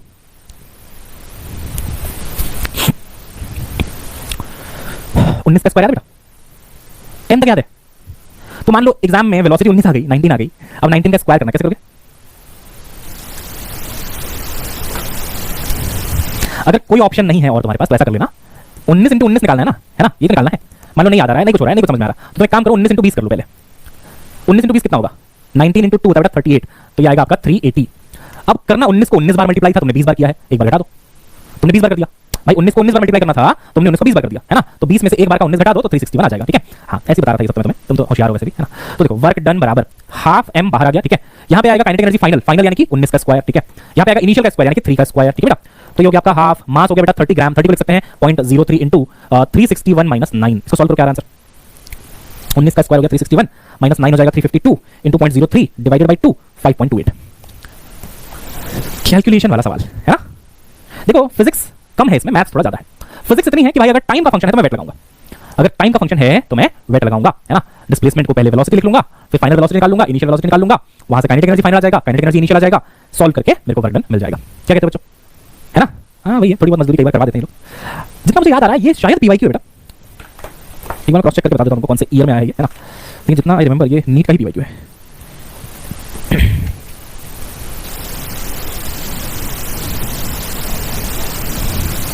पता नहीं मिल नहीं रहा, बट शायद पीवाई क्यू है। ठीक है आगे बढ़े, चलो जी। देखो एक कांस्टेंट फोर्स लग रहा है किसी बॉडी पे जिसका मास m है। ठीक है, moving with initial velocity u, after displacement of body का जो वेलोसिटी हो जाता है v, तो टोटल वर्क डन बताओ। बच्चे सोचते हैं ये कैसा सवाल है भाई, ना फोर्स दिया ना कुछ है, ये कैसी बात हुई? u गिवन है, v गिवन है, बेटा वेट लगाओ वेट। अगर तुमको इनिशियल वेलोसिटी पता है, फाइनल वेलोसिटी पता है, तो तुमको चेंज इन काइनेटिक एनर्जी भी पता है ना। तुम लिखोगे फाइनल काइनेटिक एनर्जी बराबर half mv square, initial kinetic energy बराबर हाफ mu स्क्वायर, तो उनको घटा दो, वर्क डन आ जाएगा। तो वर्क डन बराबर half mv square minus u square, इतना आसान है। डिस्प्लेसमेंट का कोई रोल नहीं है यहाँ पे, ठीक है ना, डिस्प्लेसमेंट का कोई रोल नहीं। कौन सा आंसर है बेटा? Half mv square minus u square यानी कि c। ठीक है ना, चलिए सर बहुत बढ़िया, सर बहुत बढ़िया। मोमेंटम, वर्क डन खत्म। ठीक है, वर्क डन खत्म। हर टाइप की वैरायटी करवा दी, कहां वेट लगेगा, कहां इंटीग्रेशन लगेगा, कहां पे एंगल क्या लेना है, कहां पे कैसे वेक्टर में सॉल्व करना है। 18-20 क्वेश्चन करवा दिए। मैंने आपको यही प्रॉमिस किया था इस सीरीज के शुरुआत में कि बेटा कोई एक टॉपिक पढ़ाऊंगा, 18-20 क्वेश्चन करवाऊंगा, जब तक वो टॉपिक अच्छे से क्लियर ना हो जाए, है ना। तो वही कुछ 18-20 क्वेश्चन करवा दिए, है ना, हो गया। अब आपको एक काम करना है छोटा सा कि भाई पीवाईक्यू उठाना है, उसको उधेड़ कर देना है ना एकदम से।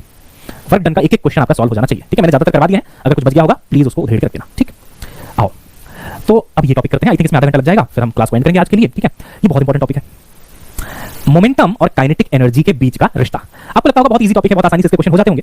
मैं ये नहीं कहूंगा कि डिफिकल्ट है, बट इसमें थोड़ा सा मैथमेटिक्स का प्रैक्टिस रिक्वायर्ड है, इसलिए मैं आपको सारी प्रैक्टिस यहाँ पे करवा दूंगा, बहुत सारे क्वेश्चन करवा दूंगा, इससे अगर क्वेश्चन आया तो रुकेगा नहीं। ठीक है, मोमेंटम बराबर होता है बेटा mv, है ना, pmv। अच्छा, काइनेटिक एनर्जी होती है बेटा half mv square, half mv square, है ना। हमें चाहिए इनके बीच का रिश्ता, है ना, इनके बीच का रिश्ता कैसे निकालेंगे बताओ। देखो छोटा सा काम करेंगे, बहुत छोटा सा। यहाँ पे ऊपर मास से मल्टीप्लाई और नीचे मास से डिवाइड कर देंगे। आपके पेट में दर्द होता है क्या इससे? नहीं ना, नहीं होना चाहिए। ऊपर मास से मल्टीप्लाई करोगे तो ये m स्क्वायर बन जाएगा, नीचे मास से डिवाइड करोगे तो ये m बन जाएगा, है बेटा। तो m से मल्टीप्लाई m से डिवाइड किया मैंने, ठीक है सर। तो ये जो बचा अपना m square into v square, ये क्या चीज है? m square v square p square है, p square p square p square. तो किनेटिक एनर्जी विल बी, ये हो गया आपका ऊपर p स्क्वायर, है ना, m square v square became p square upon 2m। ये रिश्ता है बेटा, है ना। यानी कि आप कह सकते हो कि kinetic energy proportional to p square होता है। ठीक, अच्छा यहीं से अगर मैं p स्क्वायर का फॉर्मूला लिखूं तो हो जाएगा 2m इंटू काइनेटिक एनर्जी, है ना, 2m के, काइनेटिक एनर्जी को k लिख लो, तो p बराबर रूट 2m के, यानी कि p प्रोपोर्शनल टू रूट के, p प्रोपोर्शनल टू रूट के, राइट बेटा। हाँ जी, तो kp स्क्वायर, ये याद रखो आप, k proportional to p square, है ना, k proportional to p square. अब आपका वार्म अप करवाता हूं, फिर क्वेश्चन करेंगे, है ना। तो हमारे पास है kp स्क्वायर। ठीक है, मान लो बेटा मैं कहता हूं कि momentum of a body became 2 times, momentum of the body became 2 times, कुछ तो हुआ, मोमेंटम डबल हो गया। तो कैन यू टेल बेटा कि काइनेटिक एनर्जी कितने टाइम्स हो जाएगा?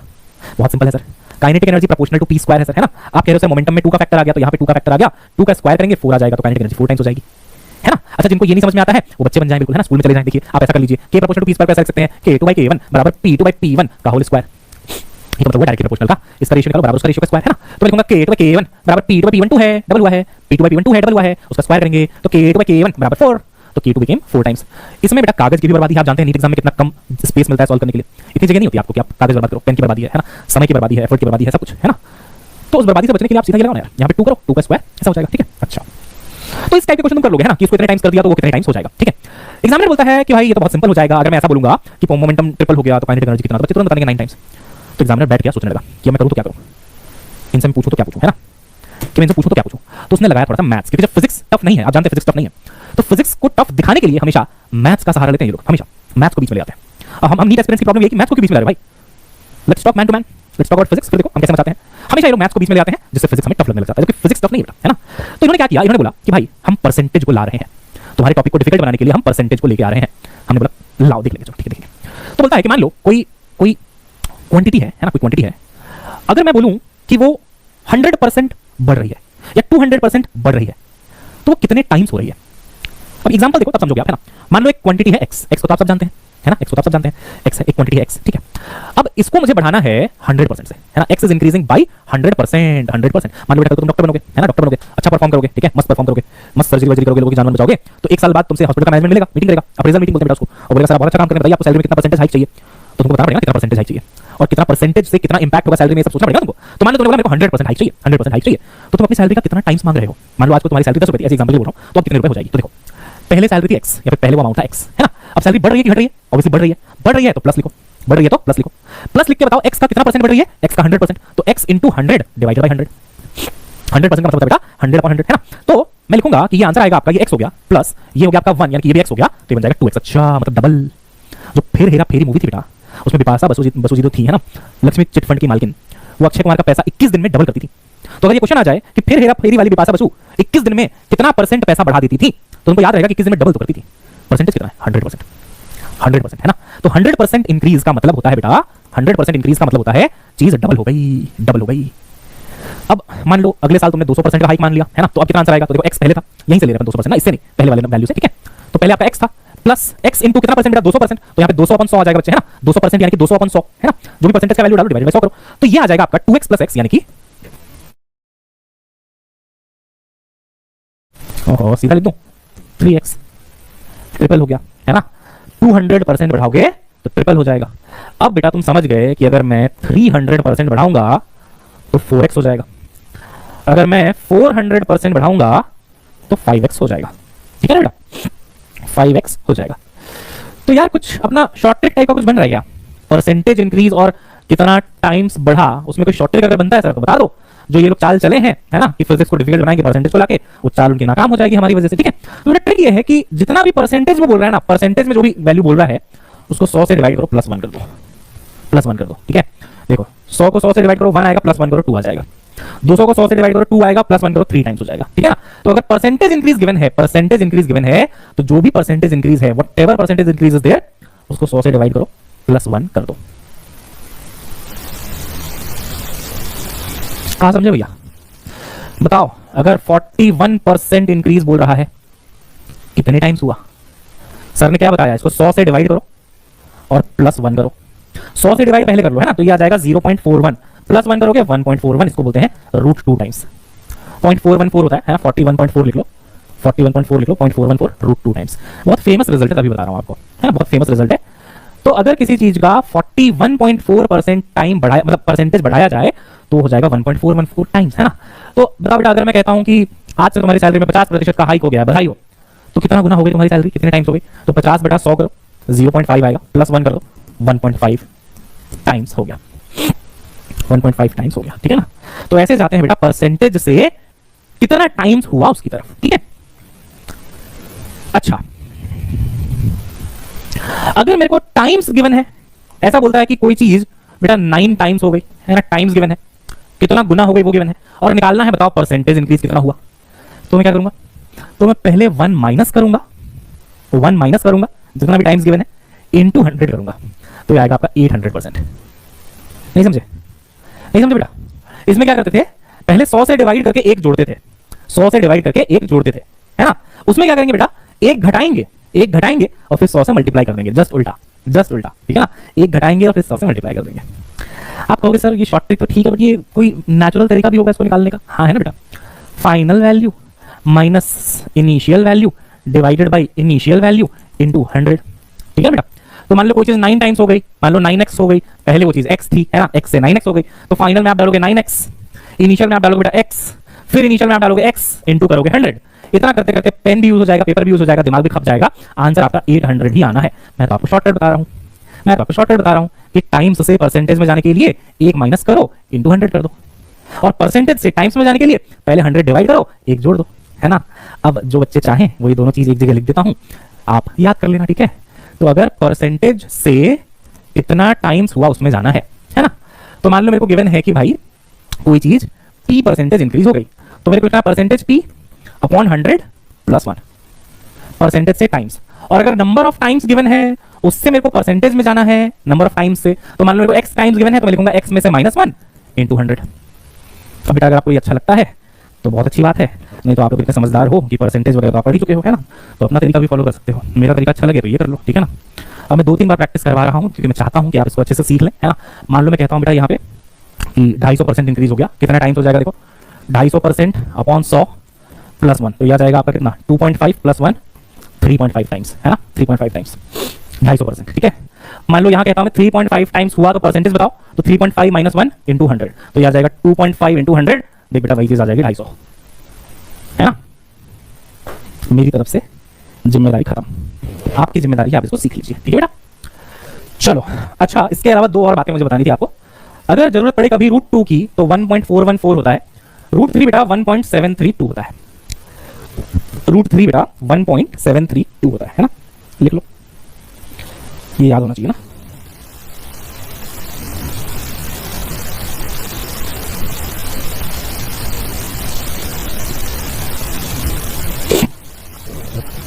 डन बेटा, क्वेश्चन करें, आइए अब हम लोग क्वेश्चन करते हैं ना। If the momentum of a body is increased n times तो kinetic energy increases how many times. यहां पे परसेंटेज को बीच में नहीं लाया गया है ना, तो we are happy about it. चलो ठीक है, परसेंटेज नहीं है, ज्यादा दिमाग नहीं लगाना, हमें बस इतना करना है कि भाई क्या होता था बेटा kp² है ना, kp2, ठीक है ना, kp², ये याद रखना है। तो बोल रहा है मोमेंटम को मैंने n टाइम्स बढ़ा दिया है ना, तो मोमेंटम में यहाँ पे n आ जाएगा बेटा, उसका स्क्वायर करेंगे n² आना चाहिए, D is the answer. Percentage को बीच में नहीं लाया गया, we are happy about it, तुरंत आंसर अपना आ गया, है ना बच्चों, है ना, n², राइट जी सर, kp²। अच्छा, kinetic energy increases by 3%, momentum will increase by, ये ट्विस्ट है, ये कहानी में ट्विस्ट है बेटा। जब भी परसेंटेज सिंगल डिजिट में रहे, जब भी परसेंटेज सिंगल डिजिट में रहे, इसमें बेटा एरर एनालिसिस लगती है। Error analysis units and measurements में पढ़ाया जाता है, यूनिट्स एंड मेजरमेंट्स में पढ़ाया जाता है। छोटा एरर जब होता है, छोटा परसेंटेज चेंज जब होता है बेटा, तो हम लोग एरर एनालिसिस लगाते हैं। आइए मैं आपको सिखाता हूं एरर एनालिसिस कैसे लगाते हैं। देखिए, काइनेटिक एनर्जी बराबर p² / 2m है बेटा, बिल्कुल। आपको क्या करना है, 2 और m तो कांस्टेंट है, इनमें कोई चेंज नहीं आ रहा है, इसको इग्नोर करना है एरर एनालिसिस में, है ना, इसको आपको इग्नोर करना है। 2 में कोई चेंज नहीं है, मास में कोई चेंज नहीं है। k को आप लिखिए delta k/k, this is called percentage error, ये कहलाता है मीन एब्सोल्यूट एरर, ये कहलाता है true value, this is called percentage error. अगर 100 से मल्टीप्लाई कर दे तो, है ना, बराबर ये 2 जो है बेटा ये बाहर आ जाएगा, है ना, और इसको आप लिखेंगे डेल्टा p/p। ये सिंपल सी एरर एनालिसिस कहलाती है ये चीज, है ना, कुछ नहीं करना, पावर वाली चीज सामने, p को लिख दो डेल्टा p/p और इसको लिख दो आप डेल्टा k/k, है ना। एक एग्जांपल देता हूं, वैसे तो ये यूनिट्स एंड मेजरमेंट्स का पार्ट है ना। मान लो आपको बोला गया कि y एक फंक्शन है, ठीक, जो कि ऐसे दिया जाता है a² b³ c⁴ upon d⁵। अब ABCD का एरर गिवन है, y में एरर निकालना है, तो देखो इसका तरीका, y को डेल्टा y/y लिखो बराबर a² पावर में कितना है 2 को बाहर निकाल लो, a को लिखो बेटा डेल्टा a/a प्लस b³ 3 को बाहर निकालो डेल्टा b/b प्लस c⁴ 4 को बाहर निकालो डेल्टा c/c। अब बच्चा बोलेगा सर d⁵ जब ऊपर आएगा तो d⁵−5 बन जाएगा, है ना, ऊपर आएगा तो d⁵−5 बन जाएगा, तो सर यहाँ पे लिख दो माइनस, है ना, 5 बाहर आ गया डेल्टा d/d। बट एक कंसेप्ट होता है बेटा कि एरर्स हमेशा जुड़ते हैं, कभी भी घटते नहीं है, पाप का घड़ा भरता चला जाता है, एरर इज लाइक पाप, तो यहाँ प्लस लिखो। मैं जानता हूं आपके अंदर से इच्छा हो रही है कि यार नीचे है ऊपर लाऊंगा तो -5 हो जाएगा पावर, तो माइनस लिख लेता हूं, लेकिन errors always get added up, never subtracted, ठीक है, ये सारे के सारे एरर्स हैं, जुड़ जाएंगे, है ना बेटे। तो इस टाइप से एरर एनालिसिस निकाली जाती है। अब मान लो डेल्टा a/a 1% गिवन है, डेल्टा b/b 2% गिवन है, डेल्टा c/c आपको 3% गिवन है, डेल्टा d/d आपको 5% गिवन है, ठीक है, ऐसे गिवन है। तो आप इसको 1 लोगे तो 1 2 2 प्लस 2 लोगे तो 2 3 6 प्लस 4 12 5 25, है ना, आप इसको जोड़ दो, एरर इन y आ जाएगा। तो coming back to our question, इसमें बोला गया कि भाई काइनेटिक एनर्जी का एरर 3% है, काइनेटिक एनर्जी इंक्रीजेस बाय 3%, तो बताइए मोमेंटम कितना इंक्रीज करेगा। तो मैंने बोला भाई काइनेटिक एनर्जी बराबर p² / 2m होता है ना। छोटा सा परसेंटेज देख के मैं समझ गया कि मेरे को एरर एनालिसिस लगानी है, तो मैंने कहा कि k को मैं लिखूंगा डेल्टा k/k बराबर p² को लिखूंगा 2 बाहर और डेल्टा p/p, 2m का कुछ नहीं करना बेटा, जो चीजें कांस्टेंट हैं जिनमें कोई एरर नहीं है वो गायब हो जाते हैं, ठीक है। अब देखिए लगा दीजिए, फॉर्मूले में वैल्यू डाल दीजिए, काइनेटिक एनर्जी का एरर है बेटा 3%, तो यहाँ पे आ जाएगा आपका 3%, है ना, 3%, तो डेल्टा p/p कितना हो जाएगा, डेल्टा p/p हो जाएगा आपका 3% उधर है और ये 2 उसके नीचे जाएगा 3/2, तो आंसर आएगा बेटे 1.5%, है ना, समझ गए, है ना, 1.5%, ये देखिए ये आपका आंसर है। ठीक बेटा, तो आपके पैर में लग गई यार बहुत जोर से, आपके नोट्स में लिख लो कि जब परसेंटेज छोटा दिया हो, है ना, स्पेशली सिंगल डिजिट, तो हम लोग एरर एनालिसिस का इस्तेमाल करते हैं। ठीक है, एरर एनालिसिस का इस्तेमाल करते हैं। चलिए अब देखो यहां बोल रहा है 100%, 100%, इसमें मत लगा देना बेटा एरर एनालिसिस, ये बड़ा चेंज है ना, ये बड़ा चेंज है। आइए मैं आपको समझाता हूं इसको कैसे सॉल्व करेंगे। बोल रहा है काइनेटिक एनर्जी 100% बढ़ गई, ठीक, तो बताइए परसेंटेज चेंज इन पी कितना होगा। अच्छा सवाल है ना। देखो अप्रोच समझो आप, काइनेटिक एनर्जी बराबर पी स्क्वायर बाई 2m, यानी कि k प्रोपोर्शनल टू p का स्क्वायर। अब यहां पे बात चलती है कि ये कितने टाइम्स बढ़ा, ये कितने टाइम्स बढ़ा, लेकिन एग्जामिनर को ये गंवारा नहीं था कि हम नंबर ऑफ टाइम्स में बात करें, उसने परसेंटेज को बीच में लाया। साजिश है कि हम ये क्वेश्चन ना कर पाए, लेकिन हमने पहले ही परसेंटेज और टाइम्स को डिकोड कर रखा है बेटा। हमने बोला कोई बात नहीं, काइनेटिक एनर्जी कितना बढ़ रही है 100% ना, तो हमारे पास एक फॉर्मूला है या एक ट्रिक है कह लो कि अगर कोई चीज 100% बढ़ रही है तो कितने टाइम्स हो जाएगी, तो मैं लिखूंगा 100 इतना परसेंट बढ़ा डिवाइडेड बाय 100 प्लस 1, तो ये जाएगा 1 + 1 यानी कि 2 टाइम्स हो रही है। कितने टाइम्स हो रही है, 2 टाइम्स हो रही है। अब मैं आऊंगा इस फॉर्मूले में, क्योंकि ये नंबर ऑफ टाइम्स में काम करता है, परसेंटेज में काम करता नहीं है ये। अब मैं बोलूंगा भाई कि काइनेटिक एनर्जी में अगर मैं यहाँ 2 लगाता हूं, आप चाहो तो ऐसा लिख सकते हो कि p proportional to under root के, बोल सकते हैं ना बेटा, स्क्वायर इधर चला गया तो रूट बन गया जाके। तो अगर मैं कहूं कि भाई काइनेटिक एनर्जी में 2 का फैक्टर आ रहा है, देखो ना 2 का फैक्टर आ रहा है, तो p में कितने का फैक्टर आएगा, √2 का, √2 का। अब मेरे को ये पता चल गया कि p √2 टाइम्स हो रहा है, और √2 टाइम्स का मतलब है बेटा 1.414 टाइम्स हो रहा है। लेकिन एग्जामिनर को ये नहीं गवारा है कि मैं टाइम्स में आंसर दूं, अब वो बोलता है परसेंटेज में आंसर दो, तो मैं वो वाली ट्रिक लगाऊंगा कि टाइम्स, नंबर टाइम्स से कैसे जाते हैं परसेंटेज में, तो इसको 1 से पहले घटाते हैं, मल्टीप्लाई कर देते हैं 100 से, आ जाएगा आंसर, है ना। तो 1.414 माइनस 1 यानी कि 0.414 मल्टीप्लाइड बाय 100 बोले तो 41.4, है ना बेटा। तो मैंने I tried very hard to make it very simple, है ना। हार्डवर्क से चीजों को आसान बनाया जा सकता है, और आसान बना के आपको कोई वही दे सकता है जिसको एक्सपीरियंस हो चीजों का, है ना बेटा। तो मैंने आपको देखो पता था कि आप कहां फंस सकते हो, आपका पेन पॉइंट क्या है, तो मैंने पहले ही आपके लिए एकदम अच्छे से सब कुछ तैयार करके रखा है यहाँ पे कि अगर परसेंटेज से टाइम्स निकालना है तो पहले 100 से डिवाइड करो, 1 जोड़ दो, और अगर टाइम्स गिवन है परसेंटेज में जाना है तो 1 माइनस करो, 100 मल्टीप्लाई करो। ठीक है बेटे, तो अब ऐसे क्वेश्चंस आपके लिए बिल्कुल आसान हो जाएंगे। पहले ये क्वेश्चंस आपको शायद टफ लगते रहे होंगे, हाँ, अब नहीं लगेंगे। ठीक है बेटा, तो याद रखो यहाँ जो डील हमें करना है ना, यहाँ पे ये टाइम्स में डील करना है कि ये इतना टाइम हो गया, वो कितना टाइम हो गया, उस पर। ठीक है, हेलो, हाँ जी, अभी तो मेरी क्लास चल रही, क्लास के बाद बात करें एक बार। हाँ हाँ ठीक है बेटा, डन है ना बच्चों। चलो आगे बढ़े, नहीं ऑफिस से कॉल आया था, कुछ काम होगा उनको, है ना, बाद में बात करेंगे। ठीक है, नहीं ये घर से नहीं, घर वालों ने बता रखा है 2 बजे आऊंगा मैं, है ना, तो वो परेशान नहीं करेंगे, डोंट वरी। 10 मिनट है, देखते हैं, और अगर इस टॉपिक के क्वेश्चन होंगे तो कर लेते हैं, और अगर ये टॉपिक ओवर है तो फिर यहीं पे रुक जाएंगे, है ना। अगला टॉपिक, अच्छा एक चीज जो मुझे आपको शेयर करनी थी वो आई नहीं था अभी तक मेरे पास, 1 सेकंड ना, करना बेटा इसको। हेलो किशन, वो रेडी है क्या? हाँ भेज दीजिए, क्योंकि 2 बजे तक ही क्लास ये वाली। हाँ हाँ हाँ, तो बेटा 2 particles of mass 1 kg 5 kg have same momentum, है ना, उनका मोमेंटम सेम है, उनका मोमेंटम सेम है, तो बताइए उनका रेशियो ऑफ काइनेटिक एनर्जी कितना होगा। करो तो बच्चों, पोल करें इसके लिए, क्या कहते हो, इसके लिए पोल करते हैं। ठीक है, starting a poll, A B C D, चलो बता दो बेटा।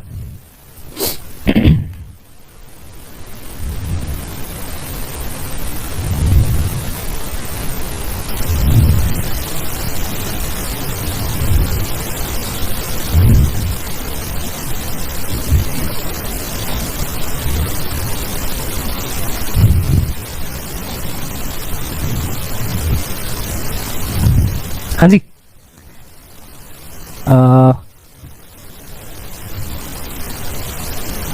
ओके, सो ए और बी में मैं देख पा रहा हूं कि काफी हद तक यहाँ पे लड़ाइयाँ चल रही हैं, है ना। ठीक है, देखो बेटा मैं आपको बताता हूं, हमारे पास जो फॉर्मूला है ना बच्चों वो ये है कि काइनेटिक एनर्जी बराबर p²/2m, है ना। अब उसने एक बात बोल दी बेटा कि मोमेंटम तो सेम है, जो ये मोमेंटम है वो तो बेटा सेम है ना, तो जो सेम है वो तो आउट ऑफ द पिक्चर हो गया, है ना। 2 भी एक कांस्टेंट है, आउट ऑफ द पिक्चर हो गया, तो आई कैन से बेटा कि kinetic energy is inversely proportional to mass, अब मासेस का रेशियो है 1:5, 1 और 5, 1:5, तो काइनेटिक एनर्जी का रेशियो जस्ट ऑपोजिट होगा, उल्टा होगा, है ना। तो 1:5 का उल्टा क्या हो जाएगा, 5:1। That is your answer. कुछ लोगों ने इसको स्क्वायर कर दिया। बेटा जिसके सर पे स्क्वायर था ना वो पहले ही शहीद हो चुका है। पी के ऊपर स्क्वायर था और पी कांस्टेंट हो चुका है, ठीक है ना। यस। अच्छा एक बात बताइए, कितने लोग दिल्ली एनसीआर के आसपास रहते हैं या दिल्ली एनसीआर में रहते हैं? अगर आप दिल्ली एनसीआर में रहते हैं ना बेटा, तो मैं आपसे मिलने वाला हूं और 5 मॉक पेपर सॉल्व करवाने वाला हूं जो मैंने बहुत मेहनत से बनाए हैं। 5 मॉक पेपर जहां से क्वेश्चन आने के बहुत ज्यादा चांसेस हैं।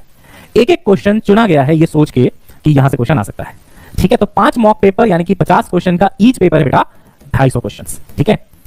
जनकपुरी में हमारा सेंटर है, ठीक है। दिल्ली एनसीआर में जनकपुरी जो है दिल्ली के अंदर, वहां पे बेटा हमारा सेंटर है।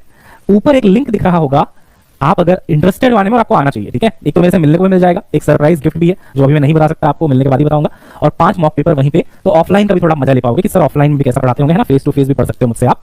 तो वेदांतु का जनकपुरी में सेंटर खुला है बेटा, वहां पे आपको आना है if you live near by Delhi NCR, ठीक है ना। लिंक आपको यहाँ पे गिवन है बेटा ऊपर, जो डिस्क्रिप्शन के अंदर भी डाल दिया जाएगा। तो कोशिश करिए अगर आप रहते हैं आसपास में तो डेफिनेटली आइए वहां पे, ठीक है बेटा। और 5 मॉक पेपर मैं आपको वहां पे सॉल्व करवाऊंगा, राइट। हाँ चलो अब नेक्स्ट क्वेश्चन करते हैं बेटा, आ जाओ। The graph between under root kinetic energy, ये ई के क्या है बेटा, काइनेटिक एनर्जी, ठीक है, और मोमेंटम है, मतलब 1/p, इनके बीच का रिलेशन पूछ रहा है, ठीक है। कौन सा वाला ग्राफ बनेगा? तो देखो मैं बताता हूं, है ना। अपने पास फॉर्मूला है बेटा कि काइनेटिक एनर्जी को अगर मैं ई के लिखता हूं तो that is given by p²/2m, है ना बच्चों, बिल्कुल सर। अब देखो अगर मैं दोनों तरफ रूट वगैरह ले लूं और इसको मैं भूल जाऊं कि ये भी था यहाँ पे क्योंकि तो कांस्टेंट है ना, तो इधर बनेगा बेटा रूट ई के बराबर p, है ना, बराबर p इंटू सम कांस्टेंट, है ना, इंटू सम कांस्टेंट, यानी कि रूट ई के इज प्रोपोर्शनल टू p, है ना बेटा। तो हमसे पूछ रहा है 1/p का रिलेशन, 1/p का रिलेशन, रूट ई के और 1/p का रिलेशन, ठीक है ना। बाकी बच्चे कैसे करेंगे वो उसका भी जुगाड़ बनाएंगे, ठीक है, उसका भी जुगाड़ बनाएंगे, मैं बता दूंगा कैसे होगा, ठीक है। बट जो बच्चे दिल्ली एनसीआर के आसपास हैं उनको आना है बेटा, ठीक है ना। और कब है ये? फ्राइडे को, इस फ्राइडे को, ठीक है ना, इस फ्राइडे को। चलो तो इसका ग्राफ बनाए, आओ बनाते हैं। देखो p इंटू सम कॉन्स्टेंट, है ना बेटा, यही फॉर्मूला है ना, बिल्कुल। तो मेरे को तो 1/p का ग्राफ बनाना है, तो मैं काम करूंगा रूट ई के को इधर से रखूंगा, p को इधर ले आऊंगा तो वो 1/p बन जाएगा, बराबर कांस्टेंट हो जाएगा, है ना। देखो रूट ई के को मैंने यहीं पे रखा, p को मैं इधर नीचे ले आया तो ये 1/p बन गया इंटू कांस्टेंट। तो बेटा आप बोल सकते हैं क्या कि इसका और इसका मल्टीप्लिकेशन कांस्टेंट है? हाँ सर। तो इसको ऐसा बोल सकते हैं ना, मान लो इसको x मान लो, इसको y मान लो, तो हम बोलेंगे x y बराबर कांस्टेंट, है ना। x इज मान लो 1/p, y इज मान लो अंडर रूट ई के। कौन सा ग्राफ होता है बेटा? दो चीजों का मल्टीप्लिकेशन कांस्टेंट है, स्ट्रेट लाइन नहीं है, रेक्टेंगुलर हाइपरबोला। याद है आइसोथर्मल प्रोसेस, पीवी बराबर कांस्टेंट कैसा बनता था? ऐसा, बहुत ज्यादा घूम गया ये, ऐसा, है ना, इधर पी इधर वी, रेक्टेंगुलर हाइपरबोला है। तो रूट ई के और 1/p का ग्राफ रेक्टेंगुलर हाइपरबोला बनेगा, ठीक है बेटा। तो ये रहा आपका सी ऑप्शन। चमका नहीं चमका? बताओ, दोबारा बताऊं क्या? देखो काइनेटिक एनर्जी बराबर p²/2m, 2 और m का कोई रोल नहीं है, वो कांस्टेंट है। तो मैं लिख सकता हूं ई के बराबर p² इंटू सम कांस्टेंट, ठीक है ना, इंटू सम कांस्टेंट, ओके बेटा। अब मेरे को रूट निकालना था तो मैं रूट ले लूंगा, यहाँ पे ये रूट हो जाएगा, ये स्क्वायर गायब हो जाएगा। तो रूट ई के बराबर p इंटू सम कांस्टेंट, ठीक है। अगर मुझसे वो पूछता कि आप इधर रूट ई के ले लो और इधर p ले लो तो स्ट्रेट लाइन बनता। देखो इसको y मान लेते, कांस्टेंट को m बोल लेते और p को x बोल लेते, तो ये y बराबर mx बन जाता बेटा, है ना। अगर बोलता रूट के ई और p के बीच में बनाओ, देखो नीचे p ले लो, तो ऐसे बनता। लेकिन उसने बोला कि मेरे को रूट ई के और 1/p का ग्राफ चाहिए, 1/p, p का नहीं चाहिए, 1/p का ग्राफ चाहिए। तो मैं p को इसके साथ इधर लेके आऊंगा पहले तो, है ना। तो ये रूट ई के इंटू 1/p बराबर कांस्टेंट। अब ये है बेटा x y बराबर constant, there is a difference, there is a difference, है ना। ये था y बराबर mx, ये देखो ये y, ये x, y बराबर mx। लेकिन अब जो x है वो 1/p बन चुका है, तो x 1/p और y ये रहा, तो x y बराबर constant, there is a difference. ये स्ट्रेट लाइन है, ये रेक्टेंगुलर हाइपरबोला है, प्लीज डोंट कंफ्यूज, ठीक है, ऐसा बनेगा, ठीक है बेटे। चलो अच्छा, 4 पैराबोला को जानते हो? पैराबोला देखो,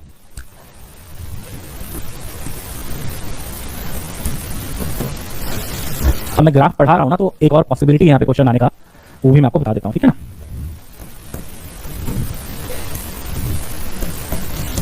देखो बेटा, अगर पैराबोला, पैराबोला क्या होता है?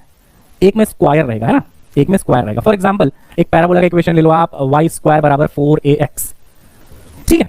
तो देखो एक जगह स्क्वायर है एक जगह नहीं है, ऐसा कह लो आप। तो इसका जो ग्राफ बनता है ना, एक्स है ना बेटा यहाँ पे, एक्स एक्स में इसका मुंह खोल दो आप, एक्स में मुंह खोल दो। एक्स में कैसे मुंह खुलेगा, ऐसे देख रहे हो, मुंह खोल के है, लाइक एक मगरमच्छ अपना मुंह खोलता है, एक्स में मुंह खुल गया। ठीक, वहीं पे अगर मैं कहूँ बेटा वाई स्क्वायर बराबर -4ax, तो -x में मुंह खुल जाएगा, उल्टा है ना, इधर मुंह खुल गया देखो ऐसे। ठीक है, अच्छा यहाँ पे मैं कहता हूँ बेटा एक्स स्क्वायर बराबर 4ay, देख जस्ट बात बदल गई, वाई की जगह एक्स आ गया, एक्स की जगह वाई आ गया, अब मुंह खुलेगा वाई में, अब मुंह खुलेगा आपका वाई में ऐसे। ठीक है, और यहाँ पे मैं कहता हूँ एक्स स्क्वायर बराबर -4ay, तो आपका मुंह खुलेगा यहाँ पे -y में। ठीक है, -y में। तो यहाँ पे जो अकेला बचता है ना, मान लो x है माइनस है तो -x में मुंह खुलेगा, x बच रहा है तो x में मुंह खुलेगा। ठीक है, और y बच रहा है तो y में मुंह खुलेगा। ठीक है, और ये -y आ रहा है तो -y में मुंह खुल जाएगा। ये बेटा 4 टाइप का पैराबोला है। ठीक है, ये चारों पैराबोला है, डिपेंड करता है किसका मुंह किधर खुल रहा है। ठीक है, अच्छा अब देखो, नोट डाउन कर लिया था बच्चों, नोट डाउन कर लिया था बच्चों, कहाँ गया, ये रहा।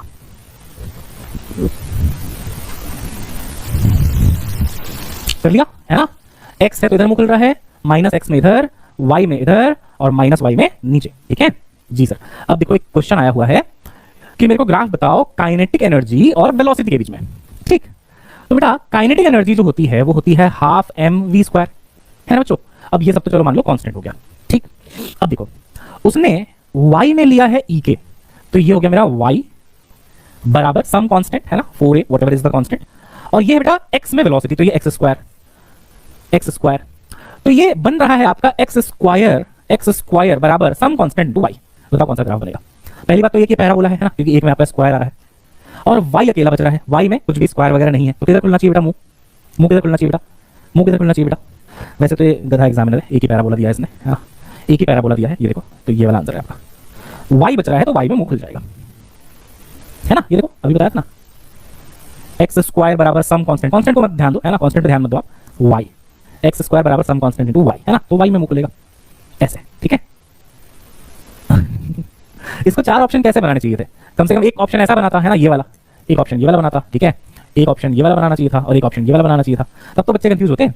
स्क्वायर देखते ही बच्चा समझ गया कि पैराबोला है, तो ये स्ट्रेट लाइन हो नहीं सकता, रेक्टेंगुलर हाइपरबोला हो नहीं सकता, स्ट्रेट लाइन हो नहीं सकता। 3 ऑप्शन बच्चे ने ऐसे ही खत्म कर दिए, जिसको पैराबोला का पी नहीं आता है वो भी आंसर कर देगा, है ना। तो इसमें पैराबोला की नॉलेज ही नहीं चाहिए इस क्वेश्चन को करने के लिए, लेकिन मैंने आपको पैराबोला की ढंग से नॉलेज दे दी कि किधर खुलेगा मुंह, है ना।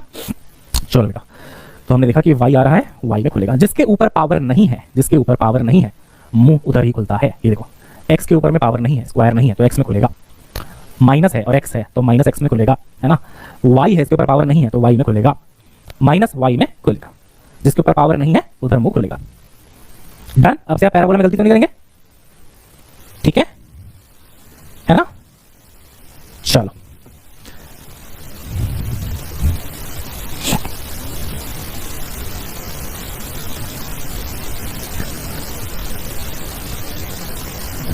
दो बज गए क्या, क्वेश्चन नंबर 25 तक अपना हो गया है, ठीक है ना। 26, 27 2 क्वेश्चन के बाद अपना नया टॉपिक चालू